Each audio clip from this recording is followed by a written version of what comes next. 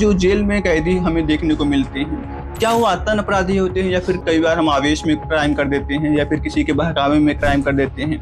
कई बार हमसे गलती से भी क्राइम हो जाता है, तो आपको कैसे कैदी ज़्यादा देखने को मिलते हैं इनमें से? बहुत रेयर बिजनेस होते हैं कि जो 3 बार किसी अलग-अलग अपराध के लिए सिद्ध दोष पाए गए हैं, कन्विक्टेड हुए हैं। हम देखते हैं कि कई बार जेल से लोग एग्जाम देने जाते हैं, कॉम्पिटिटिव एग्जाम देने जाते हैं, जैसे कि एसएससी का एग्जाम, स्टेट पीसीएस एग्जाम और यूपीएससी जैसे एग्जाम भी लोग देने जाते हैं जेल से। तो सर, क्या इसके लिए कुछ अलग से प्रावधान होता है, कुछ अलग करना होता है या फिर आप ऐसे ही सबको अलाउ करते हैं जेल से जो है एग्जाम देने के लिए? देखिए प्रावधान क्या है, अगर बंदी अंडर ट्रायल है तो ये कोर्ट्स का जुरिस्डिक्शन है कि वो कहते हैं कि ये अभी इसको कन्विक्शन नहीं हुआ है, दोषी नहीं है और इसके लिए लाइफ टाइम अपॉर्चुनिटी है। अगर हम इसको अलाउ नहीं करते एग्जाम में अपीयर होने का तो ये इररिपेयरेबल लॉस हो सकता है इसके लिए। हम देखते हैं कि जब भी किसी बंदी को हमारी माननीय कोर्ट जो है फांसी सुनाती है, तो सर क्या टाइम भी उस वक्त निर्धारित हो जाता है कि इसे इस समय पे फांसी देना है या फिर समय आप लोग बाद में डिसाइड करते हैं कि किसको कब फांसी देना है? इररिवोकेबल या इररिपेयरेबल बोल सकते हैं कि आप, क्योंकि आपने एग्जीक्यूट जल्दी भी कर दिया। तो इस चीज़ से बचने के लिए कई प्रोसेस है। तो हाई सेशन कोर्ट ने अगर फांसी की सज़ा सुनाई तो ये स्वतः सेशन कोर्ट इसको तुरंत हाई कोर्ट भेज देता है। जब तक हाई कोर्ट द्वारा रेटिफिकेशन नहीं होता है सेशन कोर्ट की सज़ा को, तब तक फांसी की सज़ा नहीं मानी जाती।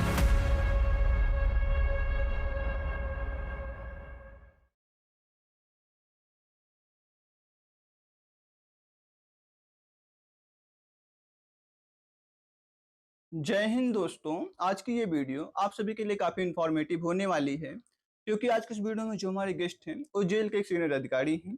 उन्होंने 1997 में बतौर जेल सुपरिटेंडेंट अपने करियर की स्टार्टिंग की थी और आज वर्तमान समय में आगरा सेंट्रल जेल रेंज के डीआईजी की पोस्ट पर कार्यरत हैं। अगर हम इनकी उपलब्धियों की बात करें तो इन्हें हमारे माननीय राष्ट्रपति द्वारा 2 बार पुरस्कृत किया गया है। एक बार मेरिटोरियस सर्विस के लिए और एक बार डिस्टिंग्विश्ड सर्विस के लिए। और जो डीजी रिकमेंडेशन डिस्क द्वारा अवार्ड्स मिलते हैं, जैसे कि गोल्ड, प्लेटिनम, सिल्वर, ये सब भी सर को मिला हुआ है। साथ साथ सर ने बहुत सारे स्टेट लेवल, नेशनल लेवल और इंटरनेशनल लेवल की कमेटी में भी पार्टिसिपेट किया है और बहुत से महत्वपूर्ण जो लॉ हैं उनको बनाने में सर का एक अहम योगदान रहा है। तो हम जिनके बारे में बात कर रहे हैं वो हैं श्री प्रेमनाथ पांडे सर। तो सर, आपका बहुत बहुत स्वागत है और आपका बहुत बहुत आभार भी कि आपने अपना बहुमूल्य समय हमें दिया। धन्यवाद। सर, गाजीपुर के एक स्मॉल विलेज से सेंट्रल जेल आगरा रेंज के डीआईजी बनने का जो सफर रहा है और एक्सपीरियंस रहा, वो कैसा और क्या रहा है सर? हम लोग पूर्वांचल के एक ग्रामीण परिवेश से आते हैं और ज़्यादातर वहाँ पे लैंड होल्डिंग्स छोटी है और पहले बहुत ऐसा कोई बिजनेस जैसी चीज़ें वहाँ पे औद्योगिक क्षेत्र नहीं रहा है। तो मोस्टली जो भी थोड़ा प्रगतिशील सोच के माँ बाप थे वो चाहते थे कि उनके बच्चे वाराणसी या इलाहाबाद में पढ़े लिखे और किसी प्रतियोगी परीक्षा को क्लियर करके किसी पद पे पहुँचे। हम लोग भी उसी आकांक्षा और अभिलाषा से यूनिवर्सिटी ऑफ इलाहाबाद आए थे और लगातार कॉम्पिटिटिव एग्जाम्स में अपीयर होते रहे और ईश्वर माँ बाप के आशीर्वाद से इस सफलता प्राप्त करके मैं डीआईजी के पद पे हूँ। और थोड़ा संशोधन चाहूँगा, मैं सेंट्रल जेल आगरा में डीआईजी नहीं हूँ, बल्कि डीआईजी रेंज होती है जिसके अधीन रेंज की 8-10 जनपदों की जेलें आती हैं, जिसका पर्यवेक्षणी दायित्व मेरा होता है। सर, आपने 1997 में अपने करियर की स्टार्टिंग की, मतलब कि आपके पास लगभग 30 वर्षों का जो है एक्सपीरियंस हो गया है। तो सर, आप अपने एक्सपीरियंस को हमारे साथ साझा करें और हमें ये बताएं कि आपका जेल को लेकर, जेल के अधिकारियों कर्मचारियों को लेकर, जेल के कैदियों को लेकर क्या अनुभव रहा है? देखिए, जब मुझे इस विभाग में चयन हुआ तो मैं इसके पहले कभी जेल देखा नहीं था। बहुत ही आशंकित था कि कैसे लोग होते होंगे, कैसे मैनेज होती होगी चीज़ें, कितना तनाव होता होगा। जेल को लेकर के बहुत ही एक नेगेटिव इमेज दिमाग में थी और आज भी लोगों के अंदर है कि जेल एक ऐसी जगह होगी जहाँ बहुत ही अमानवीय व्यवहार किया जाता होगा लोगों से। जेलर एक ऐसा होगा कि जो लोगों के उत्पीड़न के लिए या बहुत सख्त किस्म का ही आदमी होगा, वही जेलर होगा। लेकिन जब सेवा में मैं आया तो बिल्कुल उससे उलट चीज़ें हैं और जेल भी वैसे ही है जैसे बाहरी दुनिया है। बस बाहरी दुनिया का एक छोटा सा रेप्लिका आप कह सकते हैं। बाहरी दुनिया जैसी चुनौतियाँ वहाँ भी हैं और चूँकि प्राइमा फेसी ज़्यादातर ऑफेंसेस में चार्ज लोग आते हैं तो एक निगेटिव धारणा लोगों की रहती है। बट कुल मिला के एक बहुत ही चैलेंजिंग जॉब है, one of the most stressful jobs in the world, you may say, correctional services, because you have to deal with those elements who are prima facie unwanted elements of the society, but nevertheless they are human being, and going a jail does not mean that you have committed the crime and you are real criminal. You may be innocent, you may be discharged of the offenses, so we deal them without any prejudices.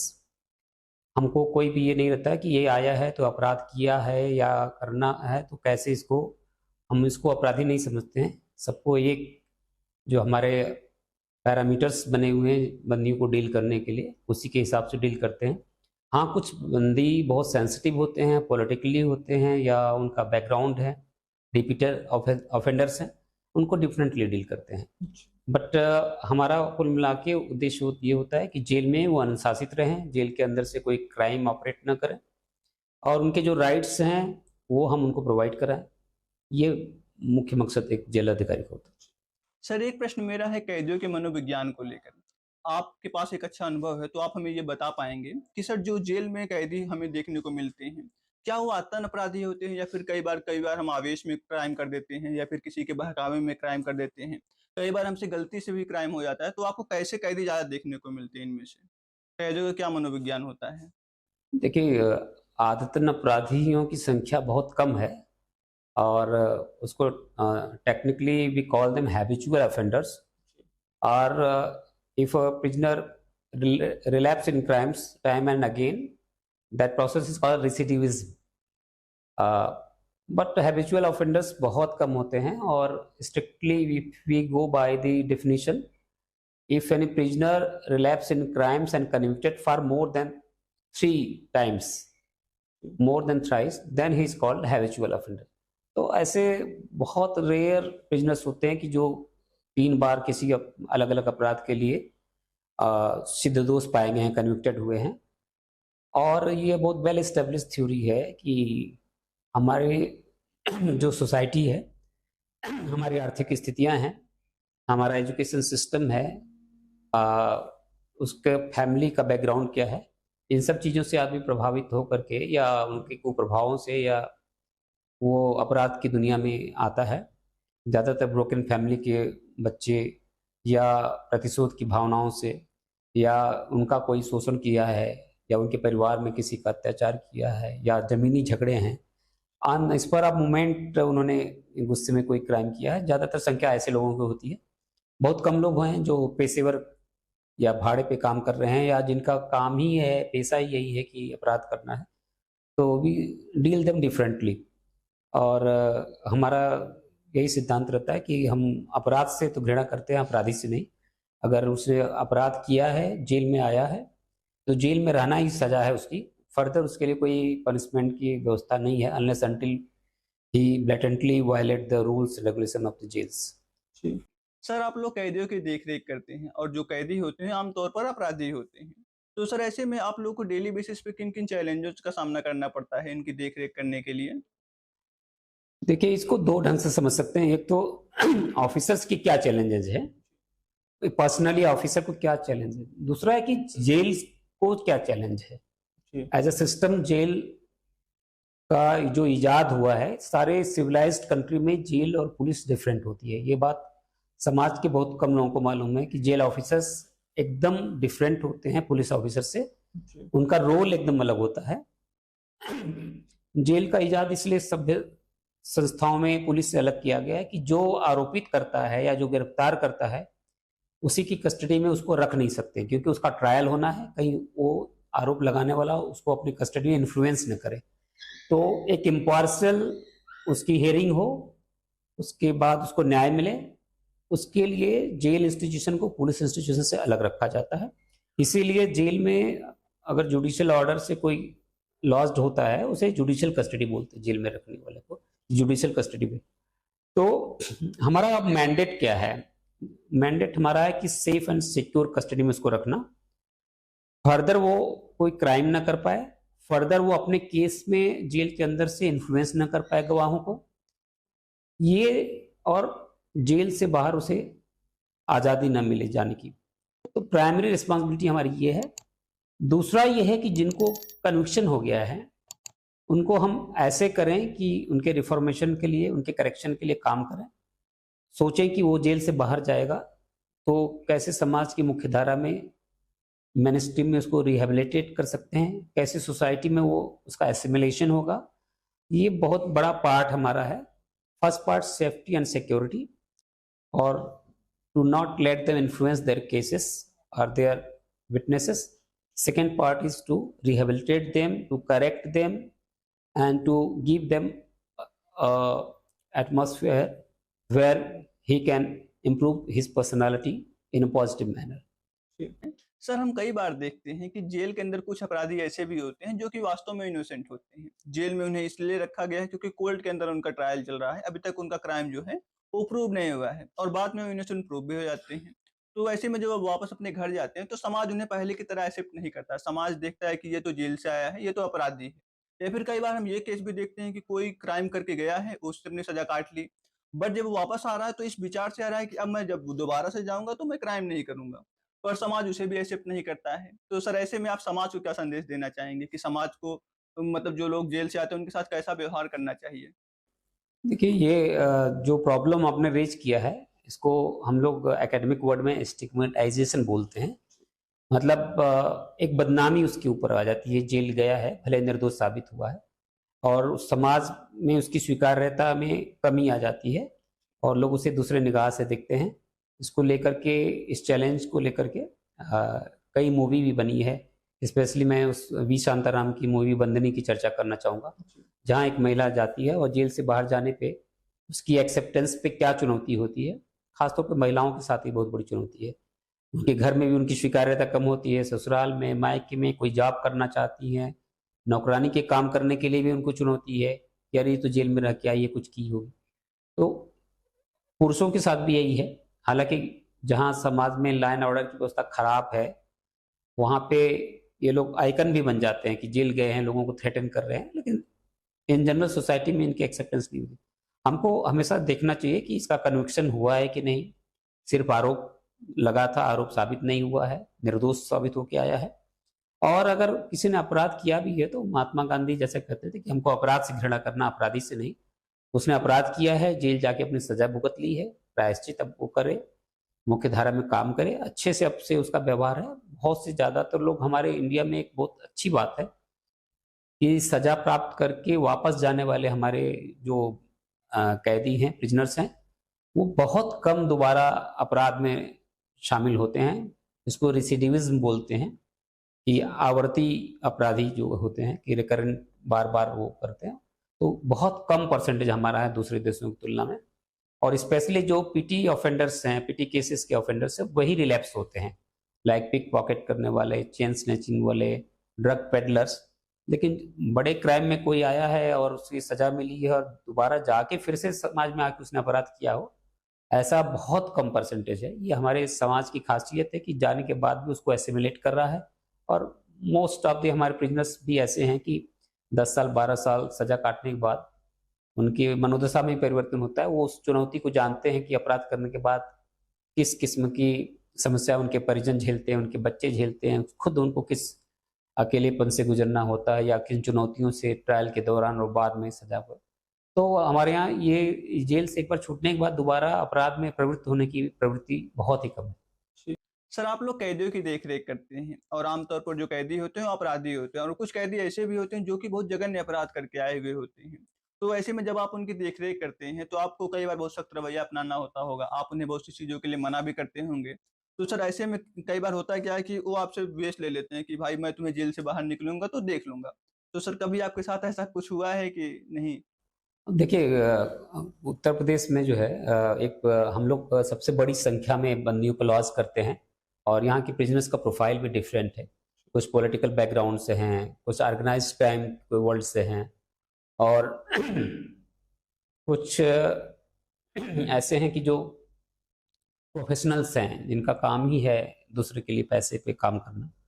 ये मुट्ठी भर लोग हैं और हम लोग इनको deal करने में बहुत से हमारे ऑफिसर्स ने जान गंवाई है। करीब 2 दर्जन से ऊपर लोग, पिछले अगर 50 साल 30 साल की बात रखें तो लेकिन वर्तमान में लगभग लास्ट 10 इयर्स के बाद से जो है बहुत ही अच्छा कारागार अधिकारियों ने प्रदर्शन किया है और समस्त जितने भी माफिया कुख्यात अपराधी हैं बहुत अच्छे से नियंत्रित किए जा रहे हैं। एक बड़ी बात इस दौरान हुई कि पहले इन अपराधियों को और साधारण अपराधियों को डील करने के लिए एक ही किस्म के नियम बने हुए थे। अब हम लोगों ने 2022 के यूपी जेल मैनुअल में high security prisoners, sensitive prisoners, mafia, drug में व्यापार करने वाले और ऑर्गेनाइज क्रिमिनल्स को डील करने के लिए एक डेडिकेटेड चैप्टर रूल्स रेगुलेशन हम लोगों ने फ्रेम किए हैं और they are dealt differently with other normal prisoners. They are kept round the clock under CCTV surveillance. There is more reinforcement, more employment of our officers, and we watch them with AI-enabled CCTV. We have body-worn camera there, so every activity is recorded. Superintendent and jailers have been mandated specifically for getting them searched on a regular basis. So they have been kept in very, you may say, in very disciplined way और बहुत ही कम घटनाएं ऐसे सुनने में आएंगी आपको कि जहाँ पे किसी कुख्यात या बहुत माफिया बंदी ने जेल की अनुशासन को तोड़ा है या भंग किया है। कोशिश उनकी ओर से जारी रहती है, हमारी तरफ से भी उतनी ही सख्ती रहती है और बाकी सफलता का प्रतिशत हमारा ही हमेशा ज़्यादा रहता है। और किसी भी संस्था में आप जानते हैं कहीं ना कहीं कोई कुछ एबरेशन या कुछ घटनाएं होती है, लेकिन उससे पूरी उस संस्था को मापा नहीं जा सकता। हमारी जो परसेंटेज हमारा है, सक्सेस रेट हमारा ज़्यादा है और हमारे ऑफिसर्स अच्छे से काम करते हैं। सर, मैंने पिछला प्रश्न आपसे इसलिए किया क्योंकि जब मैं आपके ऊपर रिसर्च कर रहा था उस दौरान मुझे पता चला कि बीच में मुबारक खान नाम का एक अपराधी था जिसने आपके मर्डर का प्लान बना लिया था। तो सर, अगर आप बताना चाहें तो उस इंसिडेंट के बारे में थोड़ा सा हमें बताएं कि क्या मामला था और कैसे था, कैसे आपको पता चला कि उसने आपके मर्डर का प्लान बनाया हुआ है? हाँ, देखिए वो कई जिलों से स्थानांतरित होके चला आता था और उसका एक मॉडस ऑपरेंडी था कि पहले किसी तरह से जेल में कोई भी ऐसी कमी रिकॉर्ड कर ले बाहर से या मैनेज करके या कन्नाइव करके हमारे स्टाफ से, और फिर वो ब्लैकमेल करता था ऑफिसर को कि मैं इसको वायरल करूंगा वीडियो को, ये करके। इन्हीं दशाओं में वो उसे 2-3 जिलों के बाद ट्रांसफर करके लखनऊ लाया गया था। मैं देन हेड कर रहा था लखनऊ डिस्ट्रिक्ट जेल को सीनियर सुपरिटेंडेंट के रूप में। उसे मैं एकदम आइसोलेट अकेले रखा हुआ था, उसके साथ जो पर डे एक प्रिजनर्स शिफ्ट करके हम लोग रखते थे और सेपरेट सिक्योरिटी थी, लेकिन कहीं से कंप्रोमाइज हो गई हमारी सिक्योरिटी। उसने एक टीवी के अंदर छुपा रखा था SD कार्ड। तलाशी में हमने उसको निकाला तो उसको हम लोगों ने स्कैन किया सिस्टम में, तो देखा उसमें लेटर्स उसने लिख किसी को भेजा हुआ था जिसमें मेरी हत्या के लिए वो प्लान कर रहा था कि अगर इनकी हत्या हो जाएगी तो पूरे प्रदेश से मेरा सिक्का जम जाएगा। ये बातें हम लोगों ने बहुत हायर अथॉरिटीज़ को बताया, बहुत ऊपर लेवल पे डिसीजन हुआ उसका ट्रांसफ़र होने का और वहाँ से उसे हटाया गया। सर, हम जब भी कुछ नया स्टार्ट करते हैं तो जो शुरुआती समय होता है हमारे लिए आसान नहीं होता है। शुरुआत में हमें बहुत सारी कठिनाइयों का सामना करना होता है। तो जब आपने अपने करियर का स्टार्टिंग किया बतौर जेल सुपरिटेंडेंट, तो आपको किन-किन शुरुआत में कठिनाइयों का सामना करना हुआ और आपने बाद में किस तरीके से उसे डील किया और आज आप डीआईजी के पोस्ट पर कार्यरत हैं। तो सर, शुरुआती जो कठिनाइयाँ रही आप हमें उसके बारे में बताएँ? कि शुरुआत व्यक्तिगत रूप से एक चैलेंज क्या था और कैसे सुधार हुआ वो अलग बात है, और जेल के रूप में क्या चैलेंज था, कैसे सुधार हुआ, सर, दोनों जेल के बारे में। मैं दोनों बात। जेल में उस दौरान सबसे बड़ा चैलेंज था ओवर क्राउडिंग का। जी। पहले हमारी क्षमताएं कम थी, बंदियों की संख्या ज़्यादा थी और आप जानते हैं ओवर क्राउडिंग वर्ल्ड वाइड एक बहुत कंसर्न का विषय है, क्योंकि जिस घर में अगर 10 की जगह हो 30 आदमी रहने लगे या जिस जगह, वो अपने आप में कई इशू क्रिएट होता है ओवर क्राउडिंग से। हाइजीन, सैनिटेशन, फिजिकल एक्सप्लॉयटेशन, मारपीट, झगड़ा जगहों को लेकर के और सर्च करने में दिक्कतें, असुविधाएं। तो ओवर क्राउडिंग अपने आप में एक बंदी के लिए भी बहुत बड़ा चैलेंज है रहना उसमें, और बहुत दुश्वारियां उसको होती हैं। दूसरे हमारे ऑफिसर्स के लिए भी उनकी काउंटिंग से लेके हाइजीन सैनिटेशन मेंटेन से लेके सर्च करने से लेके फ्रिस्किंग से लेके अनुशासन बनाए रखने तक के लिए। लेकिन हमारी सरकार ने और सेंट्रल गवर्नमेंट के असिस्टेंस से काफ़ी कैपेसिटी बढ़ गई है और अब हमारे ओवरक्राउडिंग का परसेंटेज बहुत मतलब कभी जो दोगुना हुआ करता था, ऑलमोस्ट 1.1 टाइम्स मतलब 10% ज़्यादा है अपनी कैपेसिटी से। तो ये हम लोगों ने इस चैलेंज को ओवरकम किया है। दूसरा स्टाफ का था, स्टाफ का हमारी संख्या बढ़ाई गई है, होम गार्ड्स, पीएसी का असिस्टेंस हम लोगों को मिल रही है। डिस्पाइट दैट अभी भर्ती बोर्ड से और स्टाफ पूरा होना है, पदों की संख्या बढ़ाई गई है। सबसे ज़्यादा हम लोगों ने काम टेक्नोलॉजी पे किया है, search technology, detection technology, mobile jamming, drone drone का इस्तेमाल करने वाला उत्तर प्रदेश पहला राज्य था, और बॉडी वर्न कैमरा और deep metal detectors, AI enabled CCTV surveillance और एचएचएमडी और ये सब door frame metal detector common चीज़ें हैं। ये बहुत बड़ा मतलब टेक्नोलॉजी ने जो हमारा मैन पावर की जो कमी थी उसको काफ़ी तक सप्लीमेंट किया है। अब तो इस 2 तरह से, और हम लोगों ने जो अपने एक्सपीरियंस से समझा कि कैसे रूल्स रेगुलेशन की आवश्यकता है, कैसे बड़े माफियाओं को उनके स्ट्रांग होल्ड एरिया से दूसरे जगह शिफ्ट करने से उनका असर कम होता है। तो और सबसे बड़ी बात, बाहर का जितना बेहतर लॉ एंड ऑर्डर है वो रिफ्लेक्ट प्रिजन पे भी होता है, और प्रिजन क्रिमिनल जस्टिस सिस्टम का जो 4 मेन पिलर्स है, अब तो 5 मेन पिलर्स बोलते हैं, प्रोसिक्यूशन, पुलिस, जुडिशरी, प्रिजन्स, और अब इनको फॉरेंसिक्स को भी मानते हैं 5 पिलर्स जो है। फिर टेक्नोलॉजी से हम लोगों ने मुलाकात की पूरी व्यवस्था, टेक्नोलॉजी बेस्ड हमारी ये मुलाकात पूरी रिकॉर्डेड होती है, और इस सॉफ्टवेयर पे ही मुलाकात होगी, आपका फ़ोटो क्लिक होगा, आधार या दूसरे आईडीज़ आपके साथ में अटैच्ड होंगे, तो ऐसा नहीं हो सकता कि कोई आया दूसरे की जगह मुलाकात कर लिया। ये सब काफ़ी चीज़ें हम लोगों ने रेगुलेट की है लॉ एंड ऑर्डर को बेहतर बनाने में जेल के अंदर। टेक्नोलॉजी का, सॉफ्टवेयर का, प्लस ट्रेनिंग का पार्ट भी हमारा बेहतर हुआ है पहले से। अगर हम बात कुछ आप बोल रहे और ये भी हम लोगों ने आर्म्स एम्युनिशंस के लेवल पे भी अपने को अपग्रेड किया है, और अभी लेटेस्ट जो वेपन्स हम लोग को अवेलेबल हैं that are subs. Sir, jail के अधिकारियों कर्मचारियों के लिए सबसे टफ चैलेंज क्या होता है डेली बेसिस पे? देखिए जेल का एक तो एटमॉस्फेयर, हमारा 2 किस्म का वर्क है। एक तो उनको डिसिप्लिन में रखने का, तो ज़्यादातर चीज़ें होती हैं कि तुम ये नहीं कर सकते, वो नहीं कर सकते, ये नहीं कर सकते। तो एक जो नया आदमी आता है या ह्यूमन बीइंग को डील करना होता है, you are not dealing with the files, तो बड़े नंबर्स में वो होते हैं। रोज़ आप उनको रोकते हो कि इस टाइम आपको टाइम से बंद होना है, इस टाइम आपको अब खत्म हो गया, अब काउंटिंग आपको देना है, आपको डबल्स में मार्च करना है।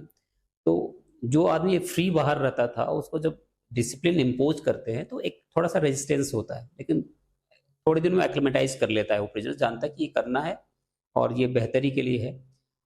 ऑल ऑफ सडन कभी हम सर्च कर रहे हैं, अब वो सो रहा है, उसको इरिटेशन हो रहा है, या आपस में कोई मारपीट कर रहा है, तो हम लोग के पास कभी प्रॉपर एविडेंस नहीं हुआ, तो हम लोगों ने पनिश तो नहीं किया, दोनों को जो वहाँ सेटल्ड थे थोड़ा सेपरेट कर दिया दोनों जगह, तो उससे भी उनका वो होता है। तो एक थोड़ा सा लोअर रंग ऑफिसर्स जो हमारे होते हैं उनसे और उनके बीच में एक स्ट्रेसफुल टाइप स्थिति होती है। But at the same time हमारे जो वार्डर्स हैं, डेप्टी जेलर्स हैं, बहुत ज़्यादा इंटरेक्टिव होते हैं उनसे। वो अगर कोई उदास है, फ्रस्ट्रेशन हो रहा है, रो रहा है, घर से मुलाकात नहीं आई, ऑल ऑफ सडन अनएक्सपेक्टेडली उसका कन्विक्शन हो गया है, तो पहला कंधा जो उसके पास होता है वो हमारा ऑफिसर का ही होता है। हमारा ऑफिसर उसको कंसोल करता है, बताता है, एग्जाम्पल देता है कि लोग छूट जाते हैं, ये करते हैं। और सबसे मोस्ट इम्पोर्टेंट काम हम लोग जो करते हैं, जो डेस्टिट्यूट प्रिजनर्स हैं और जो अफोर्ड नहीं कर सकते हैं लीगल एडवोकेट्स को, लीगल काउंसलर्स को, वो हम लोग उनको फिल्टर करते हैं, उनको एसएलएसए और डीएलएसए के थ्रू जो उनको एडवोकेट इंगेज कराना, ये बहुत ही हमारा पॉजिटिव काम होता है। मोर ओवर हम उनको किसी न किसी कल्चरल एक्टिविटी में इन्वॉल्व करना चाहते हैं, साइकोलॉजिकल काउंसलिंग भी करते हैं। सबसे बड़ा काउंसलर तो हमारे नीचे ऑफिसर्स ही होते हैं, जो फर्स्ट टाइम उनको काउंसिल कर देते हैं कि नहीं छूट जाओगे, तुम्हारा ये राइट है, अभी अपील का अपॉर्चुनिटी है। सारे कन्विक्टेड प्रिजनर्स, अगर उनकी अपील करने वाला कोई नहीं है, तो ये जेल ऑफिसर्स की ड्यूटी होती है कि वो अपील करेंगे। अगर किसी को फांसी की भी सजा हुई है, उसके पास कुछ नहीं है, तो जेल सुप्रेंट का दायित्व है कि वो अपील करेगा। इसी तरह अगर कोई प्रिजनर्स ने जितनी सजा हो सकती है स्पेसिफाइड सेंटेंस का 50% वो अंडर ट्रायल के रूप में ही, इंक्वायरी अंडर ट्रायल के दौरान ही उसका बीत गया, तो ये सुप्रिटेंडेंट रिस्पॉन्सिबल है लॉफुल लीगली। 479 सेक्शन नया गवर्नमेंट ने लाया न्यू क्रिमिनल लॉज में कि superintendent will be responsible for getting them bailed out if they have served the period is more than 50% specified for that crime for which the prisoner is inside the jail. Then it is the duty of superintendent to make all this information available to the presiding officer of the court so that they may be given the bail. Similarly हम लोग बहुत अच्छा ये काम करते हैं बंदियों के फेवर में, जो गरीब बंदी हैं फाइन नहीं जमा कर पा रहे हैं, तो एनजीओज के सहयोग से हम लोग पिछले 3 साल में लगभग 2500 2500 to the tune of 2500 prisoners को हमारे जेल ऑफिसर्स जो है ऐसा मदद करके छुड़वाए हैं। तो जेल के ऑफिसर्स की ड्यूटी डिफरेंट है एक पुलिस ऑफिसर की तुलना में। हमारा ये रहता है कि वो जेल में आ गए, हमारा ये कंसर्न है क्या करके आए, हमारा ये कंसर्न है कि कैसे जेल में डिसिप्लिन वे में रहते हैं, कैसे जेल से अंदर कोई और अपराध नहीं करते हैं, कैसे इनको लीगल एड दिया जाए, कैसे जो कन्विक्टेड हो गए हैं उनको एक अच्छे वातावरण में रखा जाए, अच्छी सोच पैदा की जाए, आध्यात्मिक नैतिक प्रवचन का आयोजन, प्लस उनको स्किल डेवलपमेंट का भी प्लान रहता है कि अगर कोई कारपेंटर है तो उसको वो अपॉर्चुनिटी दी जाए, स्किल डेवलपमेंट प्लस सर्टिफिकेशन उसका, सो दैट बाहर जाके उसको एम्प्लॉयमेंट में सहयोग हो सके। और अभी जो मॉडल प्रिजन एक्ट आया है उसमें इस पार्ट को, स्किल डेवलपमेंट को एक मैंडेट किया गया है। और हमारे पूरे यूपी में 1 जेल 1 प्रोडक्ट करके हम लोग, जैसे 1 डिस्ट्रिक्ट 1 प्रोडक्ट का एक है हमारे माननीय मुख्यमंत्री जी का, वैसे हर जेल पे कोई ना कोई प्रोडक्ट्स हम लोग तैयार करते हैं, जिससे वो बंदी वहाँ का लोकल, जैसे अगर ज्ञानपुर है, भदोई है, तो वहाँ कारपेट टफ्ड कारपेट्स जो बनते हैं, मैनपुरी है तो वहाँ तारकसी एक विधा है, GI टैग्ड एक ये है, उसको बंदी हमारे सीखते हैं। मेरठ में प्रिजन्स में फुटबॉल बनाना, ये करना, तो स्पोर्ट्स के आइटम्स जो बनते हैं हमारे जॉब वर्क बेसिस पे हमारे प्रिजन्स बना रहे हैं, जो अक्रॉस इंडिया एंड ओवरसीज भी जा रहे हैं। तो ये हमारा डुअल रोल है और दोनों एक दूसरे से कनेक्टेड है। सर, आपने काफी कुछ इन्फॉर्मेटिव अभी में बताया है, जिसके ऊपर मैं एक एक करके आना चाहूंगा। बट शुरुआत में मैं चाहूंगा कि आप अपने थोड़ा सा पोस्ट के बारे में हमें बता दें कि आप DIG की पोस्ट पर कार्यरत हैं, तो आपको क्या क्या कार्य करने होते हैं। क्योंकि जब भी हम जेल के अधिकारियों की बात करते हैं तो हमें जेलर के बारे में पता होता है कि जेल के अंदर एक जेलर होता है जो कैदियों की देखरेख करता है। बट जब बात DIG पोस्ट की आती है तो हमें नहीं पता होता है कि DIG का क्या कार्य होता है जेल के अंदर, DIG लोग क्या करते हैं, क्या उनकी दिनचर्या होती है। तो सर, आप एक बार अपने बारे में थोड़ा सा बता दें हमें कि आपका कार्य क्या होता है, दिनचर्या क्या होती है। मैं एक्चुअली पूरा ही हायरार्की बताना चाहता हूँ, क्योंकि आप DIG हैं तो बड़े जेलर कहलाते हैं, जेलर जेलर ही है, डिप्टी जेलर भी जेलर है, सुपरिटेंडेंट भी जेलर है। पब्लिक के दिमाग में होता है कि जेल में एक ऑफिसर होता है जो जेलर होता है, बट ऐसा नहीं है। हमारी एक हायरार्की है। बेसिकली जो लोअर लेवल पे काम करते हैं वो वार्डर कहलाते हैं, not warden, वार्डर।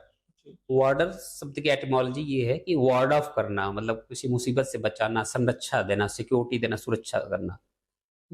Those officers who ward off the prisoners from other problems are warder, वो वार्डर होते हैं। फिर उसके ऊपर हेड वार्डर होता है, फीमेल सेक्शन में फीमेल वार्डर, फीमेल हेड वार्डर होता है। फिर ऑफिसर्स आते हैं। हमारा जो मेन एडमिनिस्ट्रेटिव बैकबोन होता है वो डेप्टी जेलर्स का होता है, वो कमीशन से आते हैं। They are group B officers direct from UP PSC, other states में PSC से या जैसे।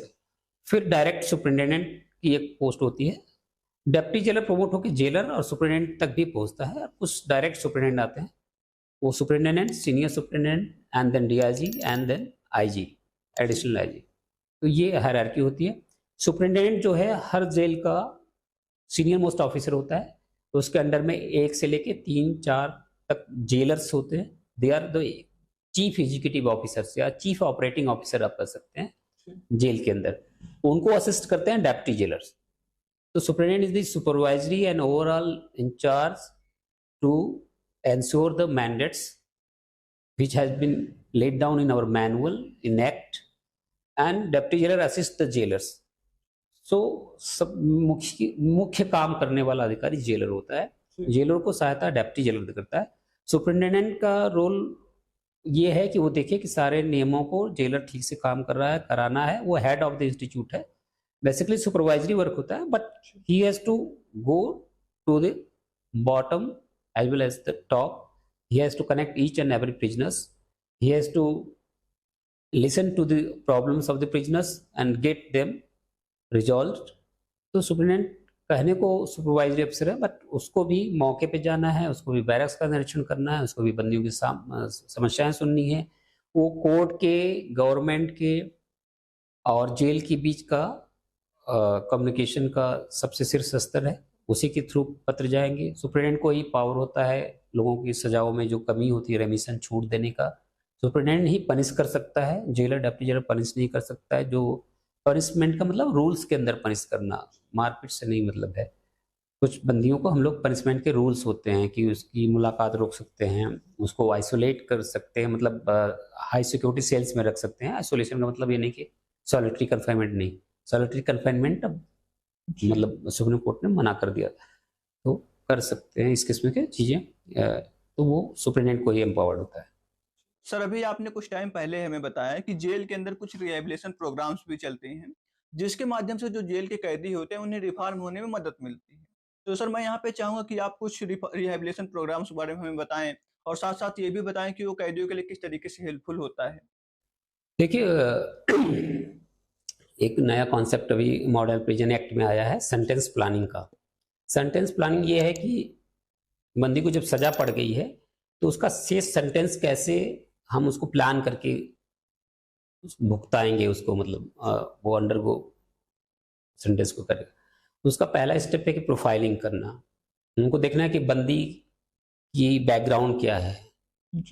वो एग्रीकल्चरल बैकग्राउंड से आया तो नेचुरली उसको कुछ ऐसी चीज सिखाई जाए जो एग्रीकल्चर से रिलेटेड है, डेयरी से रिलेटेड है, वर्मी कंपोस्ट बनाने के तरीके हैं, और खेती के जो प्रोग्रेसिव चीज़ें हैं वो, क्योंकि हमारे मोस्ट ऑफ द जेल्स पे बड़ी संख्या में, बड़ी एरिया में फार्म्स हैं। हम लोग ऑलमोस्ट सेल्फ डिपेंडेंट होते हैं जितने बड़े नंबर्स के बंदियों को सब्जी पैदा करने में और उपलब्ध कराने में। तो एग्रीकल्चर बैकग्राउंड से कोई पढ़ा लिखा लड़का है, थोड़ा सा, बहुत से अब तो ऐसे लोग आ रहे हैं जो बीटेक किए हैं, सॉफ्टवेयर इंजीनियर्स हैं, तो उनकी भी हेल्प हम लोग लेते हैं कि कंप्यूटर लिटरेसी के लिए और कंप्यूटर टाइपिंग हैंडलिंग करने के लिए। फिर जेल में एक बहुत बड़ा घर है जेल, ऐसे समझिए कि 2000-3000 लोगों का घर है, तो हमको सारी वो ज़रूरतें पड़ती है, प्लम्बिंग की, इलेक्ट्रिसिटी ठीक करने की, मतलब जो वायरिंग होना है, सब कुछ है। तो इस किस्म की भी हम लोग ट्रेनिंग देते हैं कि उनको प्लम्बिंग का काम सिखाया जाए, क्योंकि आप बाहर जानते हैं कि इन लोग की बड़ी डिमांड है प्लम्बर्स की, इलेक्ट्रिशियन की। तो ये इसका भी हम ITI के पॉलिटेक्निक के थ्रू जो है इनको 6 महीने का 4 महीने का कोर्सेज देते हैं। इसके अलावा जो जिस जिले में जो इंडस्ट्री है उसका जो, जैसे लेदर की सूच बनाने का काम है, तो हमारे आगरा डिस्ट्रिक्ट के सेंट्रल जेल दोनों जगह पे हम लोग काम कर रहे हैं। एक और चीज़ है कि हमारे जेलों में इतनी बड़ी संख्या 1 लाख के आसपास, तो उनकी नीड्स की चीज़ें के लिए एक फैक्ट्री हमारे यहाँ हर जेलों में है, मतलब 5-6 बड़े जेलों में है जी। लाइक उनके लिए वस्त्र बिस्तर चाहिए, बर्तन चाहिए, utensils, beddings, soaps, phenyls, vegetable oils, तो इसकी इंडस्ट्री जेल में है, तो उसमें एम्प्लॉय करते हैं, तो उनकी लर्निंग होती है, एज वेल एज उनको वेजेस भी हम देते हैं। वो इंसेंटिव्स होता है, जो स्किल्ड है उसको ऑलमोस्ट अराउंड 90, जो सेमी स्किल्ड है उसको अराउंड 60, और अनस्किल्ड को अराउंड 35 देते हैं। और ये इंक्रीज करता रहता है ईयरली, जो कंज्यूमर इंडेक्स है उसके हिसाब से, तो उनको इंसेंटिव मिलता है, एज वेल एज लर्निंग होती है। तीसरा फायदा है कि जेल में जो प्रोडक्शन इन हाउस हम करते हैं उसका कंजम्पशन जेल में होता है, तो उसमें उनका सहयोग मिलता है, तो they are productive assets for us as well. और उनको हम ट्रेनिंग भी दे रहे हैं, तो वो उनको बाहर जाने के बाद उनके लिए उपयोगी होता है। लिटरेसी एक बड़ा हमारा कार्यक्रम है जी। जो इलिटरेट प्रिजनर्स हैं कोशिश करते हैं कि ईच वन टीच वन, जो पढ़े हुए लोग हैं उनको पढ़ाएं, एटलीस्ट अक्षर ज्ञान, कुछ गिनती समझना, हस्ताक्षर करना। फिर दूसरा एक हमारा बहुत अच्छा इनोवेटिव है, 5th और 8th क्लास के लिए they are registered in basic Shiksha Parishad schools nearby and they get proper certificate without mention that they are an inmate of prisoners. और उसके बाद हाई स्कूल 12th की बोर्ड की एग्जाम भी जेल के अंदर सेंटर्स होते हैं, उसमें वो अपीयर होते हैं। और हायर एजुकेशन के लिए भी इग्नू प्लस राजा टंडन ओपन यूनिवर्सिटी का हमारे यहाँ सेंटर्स है, उसमें भी वेरियस कोर्सेज में वो अपीयर होते हैं। तो करेक्शनल साइड में ये काफ़ी काम हम लोग कर रहे हैं और we need to increase that, enhance that efforts. Sir, jail के अंदर जो भी एजुकेशन को लेकर प्रोग्राम चलाए जा रहे हैं, ये तो वास्तव में सराहनीय है। सर, एक प्रश्न मेरे मन में यहाँ पे आया है। हम देखते हैं कि कई बार जेल से लोग एग्जाम देने जाते हैं, कॉम्पिटिटिव एग्जाम देने जाते हैं, जैसे कि एसएससी का एग्जाम, स्टेट पीसीएस एग्जाम और यूपीएससी जैसे एग्जाम भी लोग देने जाते हैं जेल से। तो सर, क्या इसके लिए कुछ अलग से प्रावधान होता है, कुछ अलग करना होता है, या फिर आप ऐसे ही सपोज अलाउ करते हैं जेल से जो है एग्जाम देने के लिए? देखिए प्रावधान क्या है, अगर बंदी अंडर ट्रायल है तो ये कोर्ट्स का जुरिस्डिक्शन है कि वो कहते हैं कि ये अभी इसको कन्विक्शन नहीं हुआ है, दोषी नहीं है और इसके लिए लाइफ टाइम अपॉर्चुनिटी है, अगर हम इसको अलाउ नहीं करते एग्जाम में अपियर होने का तो ये इररिपेयरेबल लॉस हो सकता है, इसके लिए लिमिटेड चांस होते हैं। तो ये कोर्ट का आउटलुक है कि समटाइम वो परमिट करते हैं कि वो एग्जाम में कस्टडी में ही जा करके अपियर हो सकते हैं। सर, एक चीज हम और देखते हैं, हमने कई बार फिल्मों के माध्यम से देखा है कि सर कई बार जो कैदी होते हैं उन्हें उनकी सजा जो होती है माफ कर दी जाती है, कुछ सजा वो काटते हैं अगर उनका व्यवहार अच्छा है, कुछ चीजें देखी जाती, कुछ क्राइटेरिया होता होगा जिसको देखकर उनकी सजा को जो है माफ कर दिया जाता है। तो सर, उन वो क्राइटेरिया कौन कौन से जिसको आधार बनाकर हम जो कैदी होते हैं उनकी सजा को कम कर देते हैं या फिर कई बार माफ कर देते हैं? ये बड़ा इंटरेस्टिंग सवाल पूछा, थोड़ा टाइम में जाता लूंगा इसको बताने के लिए। हम लोग बचपन में तो बताते थे कि वहाँ जो है ना जेल में दिन और रात जोड़ा जाता है। जी। अगर आपको 5 साल की सजा है तो 2.5 साल में आप बाहर आ जाते हैं, क्योंकि वहाँ कैलकुलेट होता है दिन को एक दिन, रात को एक दिन।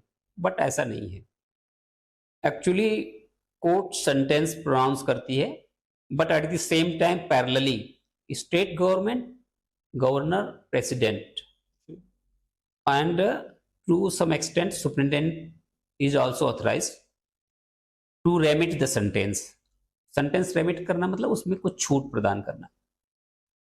तो ये थोड़ा चूंकि पढ़ने लिखने वाले लड़के हैं, इनको बताएं, ये जानना इनको चाहिए कि कॉन्स्टिट्यूशनल पावर 161 में गवर्नर के पास है, जो सेंटेंस को रेमिट कर सकता है, मतलब कर सकता है, सस्पेंड कर सकता है, कम्यूट कर सकता है। कम्यूट मीन्स उसके नेचर को चेंज कर सकता है, आजीवन को आज लाइफ सेंटेंस को टर्म सेंटेंस में, टर्म सेंटेंस को फाइन में, इस किस्म से वो सेंटेंस कम्यूट कर सकता है।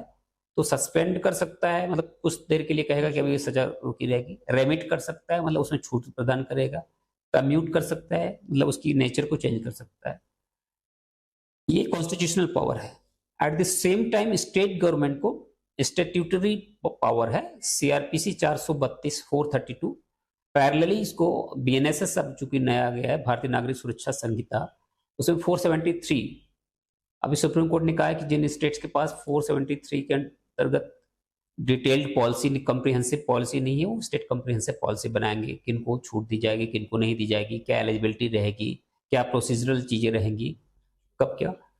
फिर एक पावर सुप्रिटेंडेंट के पास एक बड़ी पावर है, ये डेलीगेटेड पावर है जेल मैनुअल्स में।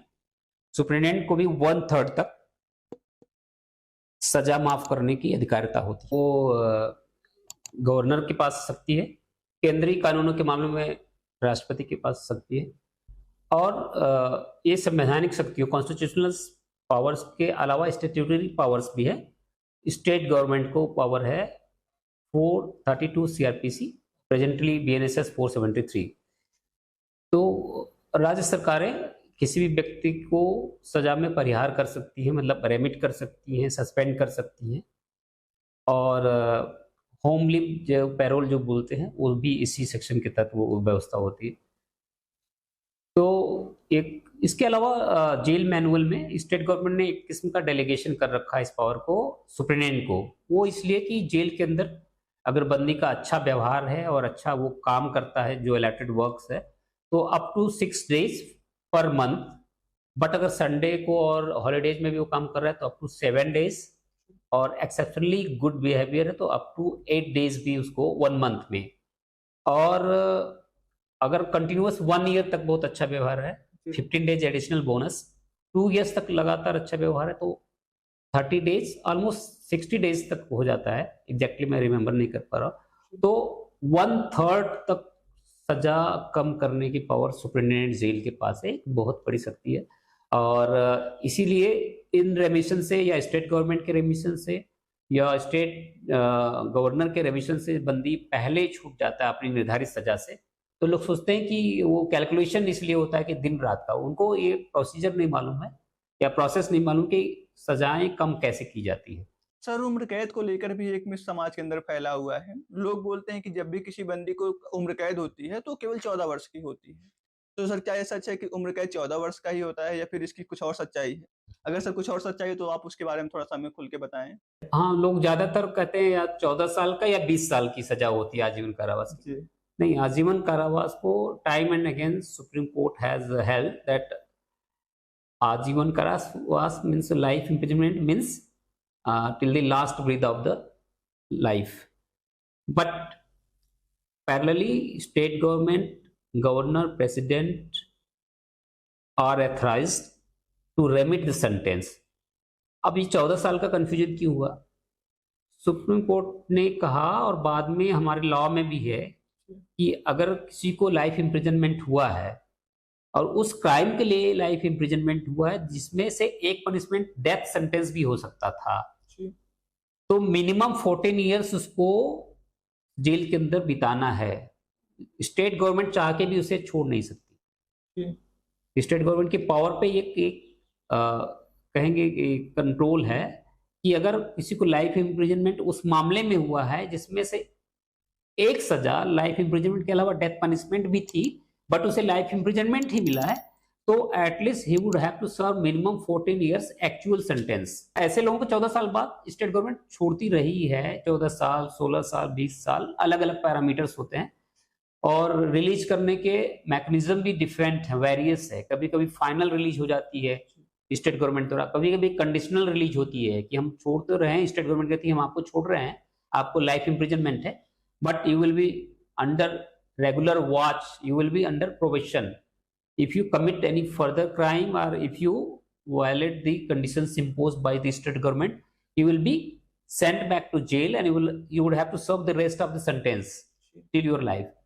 So ये कंफ्यूजन इसी किस्म से हुआ है कि मिनिमम 14 इयर्स के बाद स्टेट गवर्नमेंट छोड़ती, तो लोग सोचते हैं कि 20 साल या 14 साल ही होता है आजीवन कारावास का मतलब, लेकिन ऐसा नहीं। सर, आप तो पिछले 30 वर्षों से जेल के अंदर बतौर अधिकारी कार्यरत हैं। तो सर, ऐसे में कोई आपके लिए बेस्ट मोमेंट रहा हो जेल के अंदर? मतलब कि जब आपके लिए कुछ कैदियों ने ऐसा कुछ किया हो जो कि आपको पर्सनली बहुत मोटिवेट किया हो या फिर कुछ ऐसा काम हुआ हो जेल के अंदर जो कि आपको अच्छा लगा हो? तो सर, अगर आप शेयर करना चाहें तो प्लीज़? तो बहुत से मोमेंट्स हैं। कुछ मोमेंट्स ऐसे हैं कि जो पर्सनली मुझे बहुत टच किए हैं। कुछ मोमेंट्स ऐसे हैं कि अ, ओवरऑल इंस्टीट्यूशन के लिए बहुत टचिंग मोमेंट्स रहा है और बहुत रिवार्डिंग भी रहा है काम ये, बहुत सैटिस्फाइंग, फुलफिलिंग जॉब है ये कि आप अपनी लाइफ में इस पोस्ट पे रह कर के उन लोगों के लिए काम कर सकते हैं जो बहुत वंचित हैं, गरीब हैं, वल्नरेबल सेक्शन है, लाइक विमेन इनमेट्स हैं, उनके साथ 6 साल तक के बच्चे रह सकते हैं। उन बच्चों की पढ़ाई-लिखाई के लिए काम करना, उनके हेल्थ के लिए काम करना, ये बहुत फुलफिलिंग एक्सपीरियंस होता है। दूसरे जॉब में आपको ये नहीं मिल सकता कि जो रास्ता भटके हुए लोग हैं, उनको एक रास्ता दिखाने की कोशिश आप कर सकते हैं। बहुत से लोग होते हैं जो आपके बिहेवियर को बहुत सारे प्रिजनर्स और सबऑर्डिनेट ऑफिसर्स मॉनिटर करते हैं, देखते हैं, इंस्पायर होते हैं और बहुत क्लोज़ वॉच रखते हैं।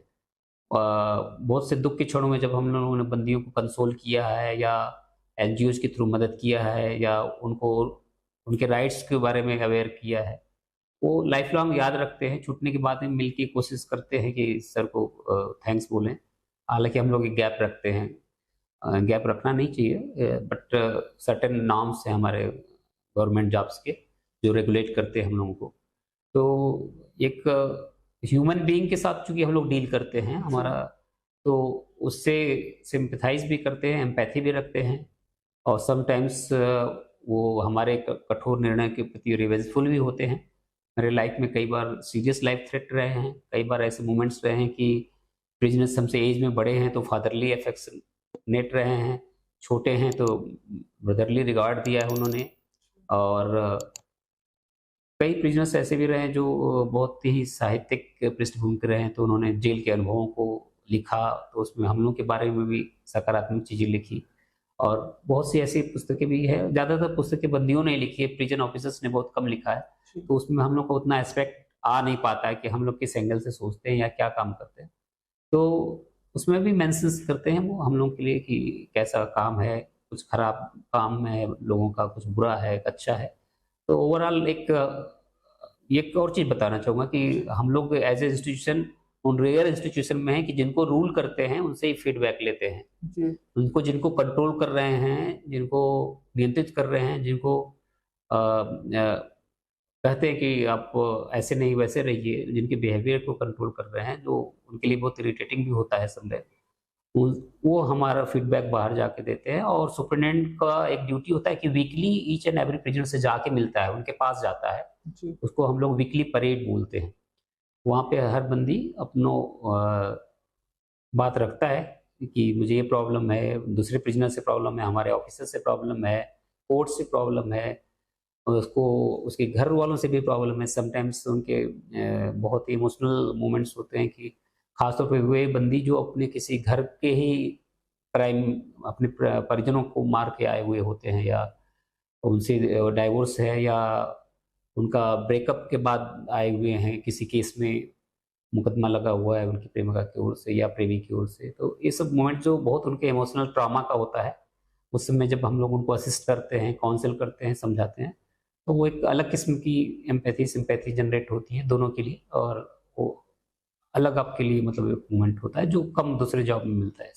सर, चूँकि ये जो वीडियो है ये ज़्यादातर एस्पिरेंट देख रहे होंगे, ऐसे लोग जिनको कि अधिकारी बनना है। कुछ ऐसे भी एस्पिरेंट होंगे जिन्हें कि जेल के अंदर अधिकारी बनना है।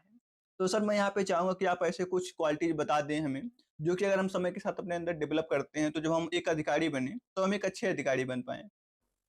देखिए, किसी भी अधिकारी केवल प्रिजन डिपार्टमेंट के लिए नहीं है, मतलब you have to be sensitive towards the needs whom you are going to serve. You have to be empathetic because we all are government servants. We have been mandated to perform our duty in order to carry out those laws, regulations, and the end aim is to serve the people. अब prison officers को किसको सर्व करना है? जो inmates हैं, उनके rights को maintain करना है। हमको उस इंस्टीट्यूशन को सर्व करना है कि वो फर्दर क्राइम को रोकने में सहायक हो, तो हमको स्ट्रिक्टनेस भी रखनी है कि वो अंदर से ऑपरेट ना करें, गैंग न चलाएं, अंदर से कोई फर्दर क्राइम ना करें, अंदर से हमारे अधिकारियों से कन्नाइव करके या हमारी सिक्योरिटी को ब्रीच करके किसी ढंग से ऐसा काम ना करें जिससे समाज में ये मैसेज जाए कि जेल में तो ये सब चीज़ें होती हैं। तो लेकिन जैसे कोई भी इंस्टीट्यूशन 100% अपने एम को प्राप्त करने में सफल नहीं होता है, लेकिन इसका मतलब नहीं कि हमको उस 100% को पाने की कोशिश नहीं करनी है। और मूल्यांकन भी हर इंस्टीट्यूशन का इसी से होता है कि ओवरऑल कितना ये बहुत अनफॉर्चुनेट है कि हमारी जो जेल्स के जो वर्क्स होते हैं वो साइलेंट होते हैं। हमने अगर 100 आदमी को अपनी काउंसलिंग से आत्महत्या करने से बचाया है, वो न्यूज़ नहीं बन सकती, क्योंकि हम उसको क्वांटिफाई नहीं कर पाएंगे कि इसको ये करने जा रहा था आत्महत्या, हमने बचाया। लेकिन अगर एक ने आत्महत्या किया तो ये न्यूज़ बन जाती है। सिमिलरली हमने अगर सेफ एंड सिक्योरली 90,000 इनमेट्स को ओवर द ईयर्स रखा, हमको उनकी बीमारियों के लिए उनका इलाज कराया, उनको मरने से बचाया, उनको अच्छा स्वास्थ्य दिया, तो ये न्यूज़ नहीं बन पाती है। न्यूज़ क्या बनती है कि एक ब्रेकअप हो गया और एक एस्केप हो गया। तो लेकिन इससे हमको ये नहीं सोचना है कि न्यूज़ क्या बनी है, हमने काम क्या किया है, हमने अपने सुपीरियर ऑफिसर्स या गवर्नमेंट के मैंडेट को कितने अच्छे से पूरा किया है, ये बड़ी बात है। और ये सेटिस्फाइंग और फुलफिलिंग होता है। और हर सिविल सर्वेंट को किसी भी फील्ड में चाहे वो जो काम कर रहा है, एसी ब्रैडले एक फिलोसोफर थे, वो कहते थे माई स्टेशन माई ड्यूटी। आप जिस स्टेशन पे हैं, मतलब जो भी आपका कर्तव्य है, उस कर्तव्य को कितना अच्छा करते हैं उससे तय होता है कि आप कितने अच्छे हैं। अगर एक शू मेकर है, वो जूता बहुत अच्छे से बना रहा है, और एक बड़ा ब्यूरोक्रेट है, वो अपना काम अच्छे से नहीं कर रहा है, तो that shoe maker will be placed at higher pedestal morally और in society than that bureaucrat. तो आपको जो भी जहाँ पे भी काम है, एक स्टूडेंट है, अगर पढ़ने का आपका अच्छा काम है, उसको बेहतरी से आप कर रहे हैं, और आप किसी बहुत बड़े पोस्ट पे जाके उस काम को अच्छे से नहीं कर रहे हैं, तो वो स्टूडेंट आपसे मॉरली बेटर है, भले वो सक्सेसफुल ना हो पाए। मतलब आपका जो कर्तव्य है उसको बेहतर करें, चाहे जिस भी जगह पे आप हो। आप छोटे ऑफिसर हो सकते हैं, बड़े ऑफिसर हो सकते हैं, ब्यूरोक्रेट हो सकते हैं, लेखक हो सकते हैं, कवि हो सकते हैं, जो भी काम कर रहे हैं उसको तन्मयता से, बेहतरी से, अच्छे से, जो अपेक्षित थे उस अपेक्षा के अनुसार करिए। सर अभी आपने कुछ टाइम पहले हमें बताया कि जेल के अंदर आप लोग कुछ प्रोग्राम्स ऐसे भी चलवाते हैं जिसके माध्यम से कैदियों की कमाई होती है, वो पैसा कमाते हैं।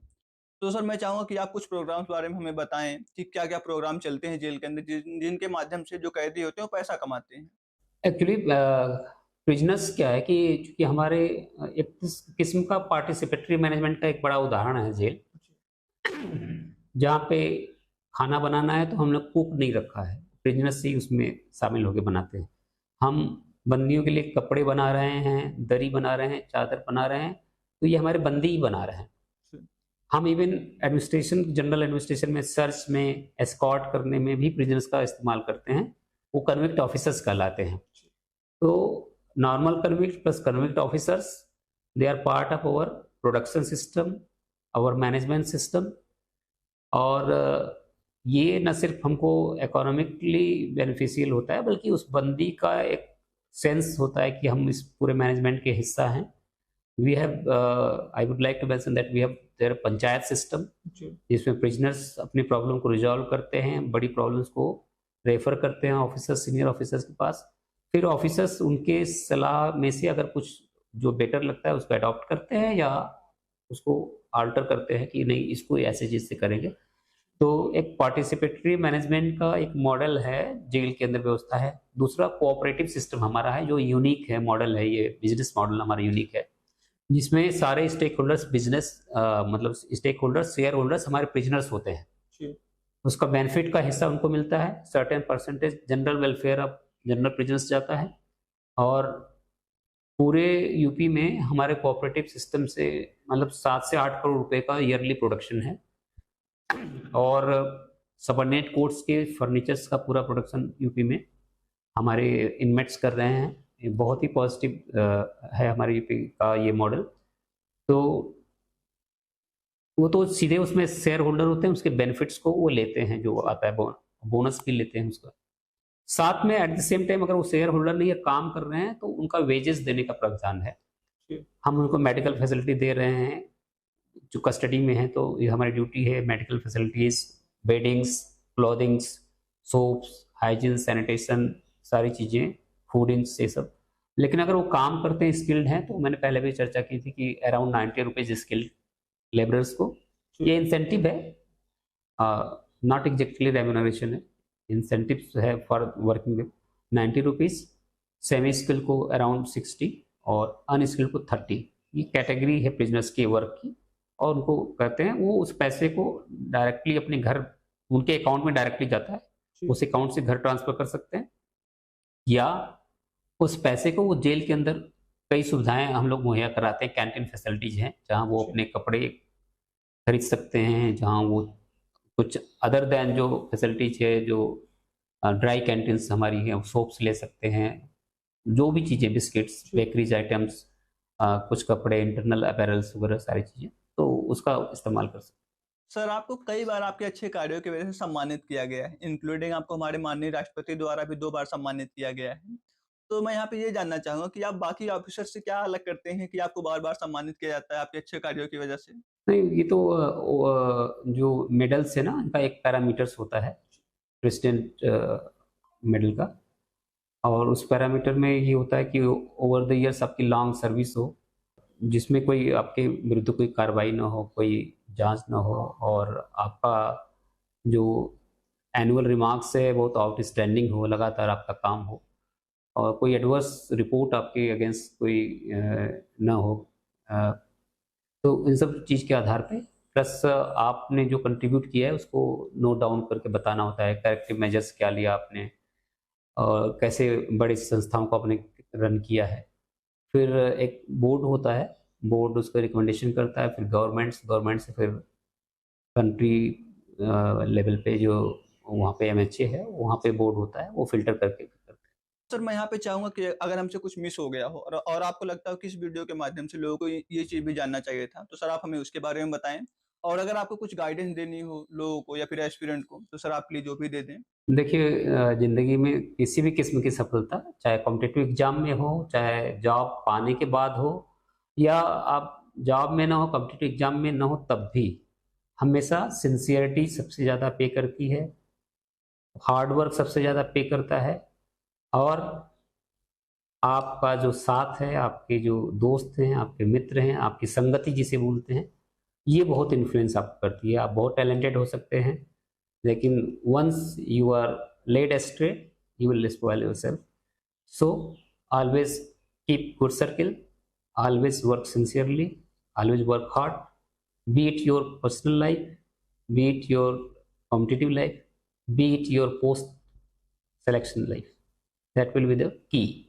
सर एक प्रश्न मेरा फांसी से रिलेटेड है। हम देखते हैं कि जब भी किसी बंदे को हमारी माननीय कोर्ट जो है फांसी सुनाती है, तो सर क्या टाइम भी उस वक़्त निर्धारित हो जाता है कि इसे इस समय पे फांसी देना है या फिर समय आप लोग बाद में डिसाइड करते हैं कि किसको कब फांसी देना है? और अगर आप लोग समय बाद में डिसाइड करते हैं तो सर प्रोसेस क्या होता है? कैसे आप लोग पता करते हैं कि इस व्यक्ति को इस वक़्त सज़ा देनी है फांसी की? हाँ, बहुत इंटरेस्टिंग सवाल है और ये अक्सर लोग सोचते हैं कि फांसी की सज़ा सेशन कोर्ट में अनाउंस हुआ है तो प्रोनाउंस हुआ है तो तुरंत इसका एग्जीक्यूशन हो जाएगा। बट आप वो जानते हैं कि मृत्युदंड ऐसा दंड है कि अगर ये तुरंत एग्जीक्यूट हो गया और बाय चांस कभी ये पता चला कि नहीं ये तो जजमेंट गलत था, तो ये ऐसा लॉस होगा जो आप इर्रिवोकेबल या इर्रिपेयरेबल बोल सकते हैं कि आप, क्योंकि आपने एग्जीक्यूट जल्दी भी कर दिया। तो इस चीज़ से बचने के लिए कई प्रोसेस है। सो हाई सेशन कोर्ट ने अगर फांसी की सज़ा सुनाई तो ये स्वतः सेशन कोर्ट इसको तुरंत हाई कोर्ट भेज देता है। जी। ये इसलिए कि उसको अ, पुष्टि करने के लिए, रेटिफिकेशन के लिए। जब तक हाई कोर्ट द्वारा रेटिफिकेशन नहीं होता है सेशन कोर्ट की सज़ा को, तब तक फांसी की सज़ा नहीं मानी जाती। इसीलिए सेशन कोर्ट जैसे ही प्रोनाउंस करता है कैपिटल सेंटेंस, वो तुरंत स्वतः भेज देता है इसको रेटिफिकेशन के लिए हाई कोर्ट। हाई कोर्ट ने भी अगर सपोज इसको अपहोल्ड किया, फिर प्रिजनर्स सुप्रीम कोर्ट एसएलपी में जाता है।